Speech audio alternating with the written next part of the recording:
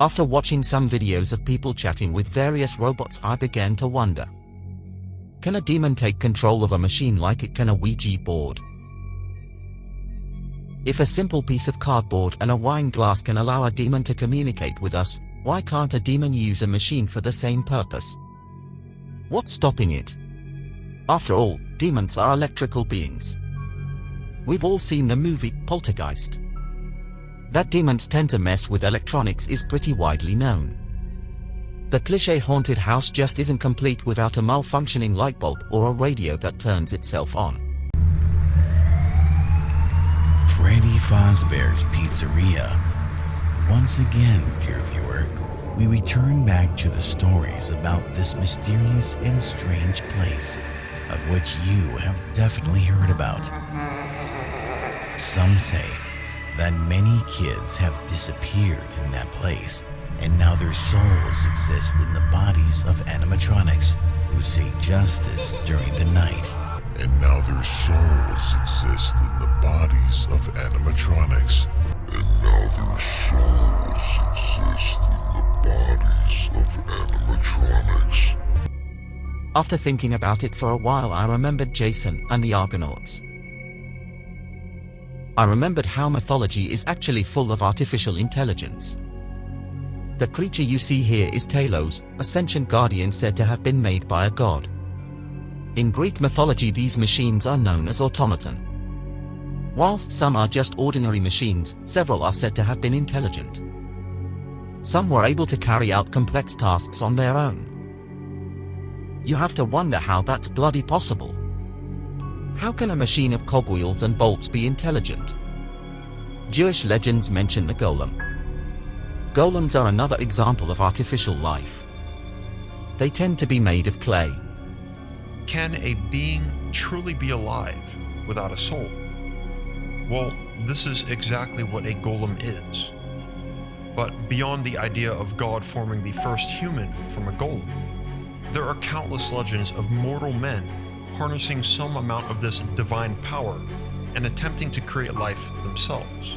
This divine power to create an artificial humanoid, a living body without a soul, is suggested to actually exist in multiple pieces of ancient and esoteric Jewish scripture, most related to the occult practice of Kabbalah, which is Jewish mysticism, where the practice of creating a golem is not spoken of metaphorically, but as a matter of fact, with detailed instructions. The director of the Montreal Torah Center, Rabbi Moshe Nu, states that, quote, "The body of the golem is infused with a soul, becoming a type of angel enclosed in a man-made body." Becoming a type of angel enclosed in a man-made body. What is it? It's a spy fly. Is it dangerous? The one that got away is. If you was to crack it open, you'd find no living thing in there. No animal nor insect, at any rate. There's a clockwork, and pinned to the spring of it is a bad spirit with a sleeping poison in its sting. You see, Mabel, those monsters are just tiny clay figures moved around one frame at a time by an antisocial shut-in. Those people are called animators. Hello?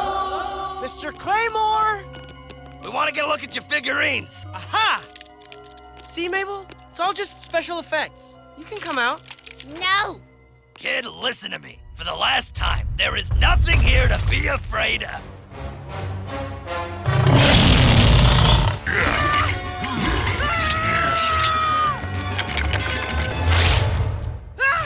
How is this happening? What do they want? I'm afraid they want you.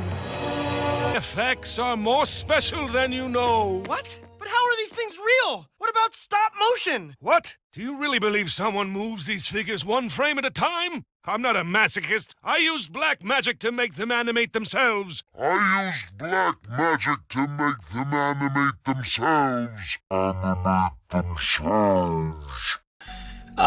I've heard you speak, Father Dan, a fascinating topic about AI and something known as the AI demon. Can you say more about that?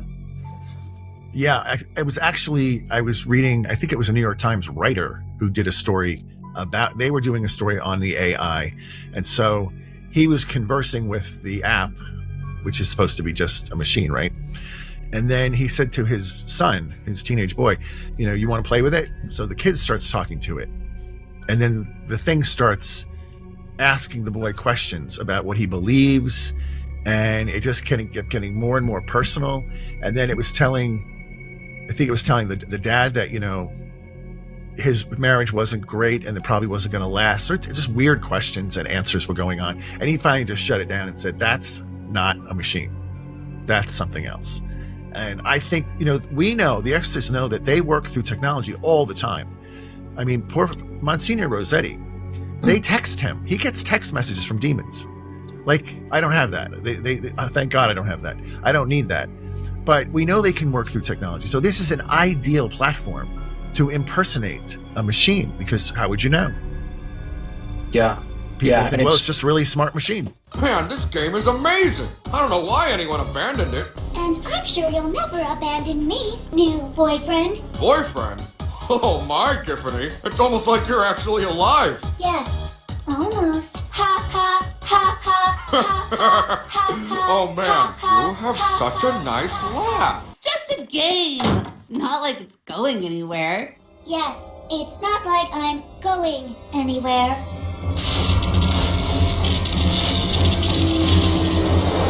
Don't worry, I'm pretty sure she's stuck on TV screens.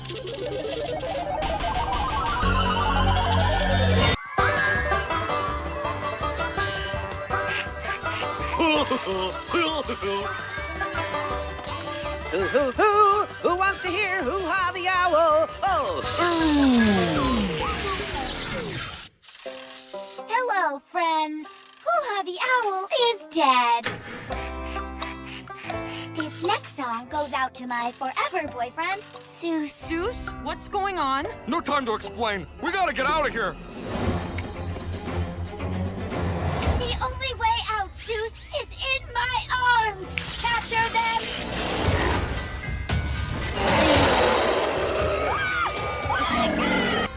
I can download your brain into the game with me, and we'll be together forever. Ah! Stay back! Come on, Seuss. Don't make me delete you too. What do you say? I say, game over, Tiffany! No, wait!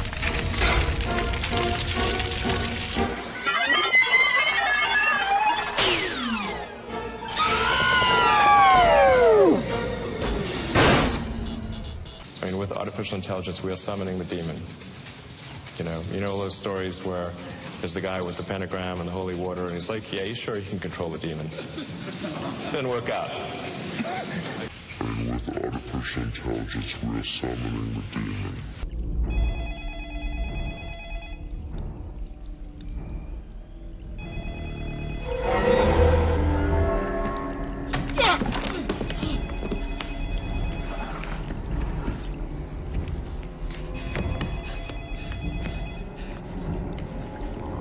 These things that we're building are not going to be people.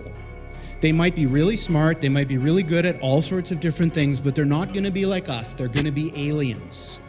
And they're going to be, I'm sorry to say, way smarter than every single person in this room in ways that we can't even comprehend. Because you think, just like the guy in the stories, that when you do this, you're going to put that little guy in a pentagram, and you're going to have your holy water out, and you're going to wave it at the thing, and by God, it's going to do exactly what you say and not one thing more, but it never works out that way. But these words, demons, doesn't capture the essence of what's happening here. I don't know if any of you are turn of the century weird fiction fans, but there's this guy named H.P. Lovecraft, who's a very famous American weird fiction author. And he espoused a view which is called cosmicism. And the essence of cosmicism is cosmic indifference. So what he was saying is basically, yes, there are these massively intelligent entities out there, but they're not good, they're not evil. They just don't give a shit about you even in the slightest. The same way that you don't care about an ant is the same way they're not going to care about you. And these things that we're summoning into the world now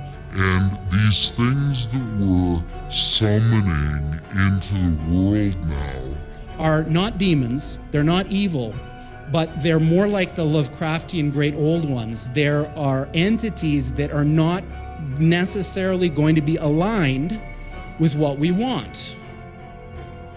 For we wrestle not against flesh and blood, but against principalities and powers, against the rulers of the darkness of this world, against spiritual wickedness in high places. Wherefore take unto you the whole armor of God, that you may be able to withstand in the evil day, having done all, to stand.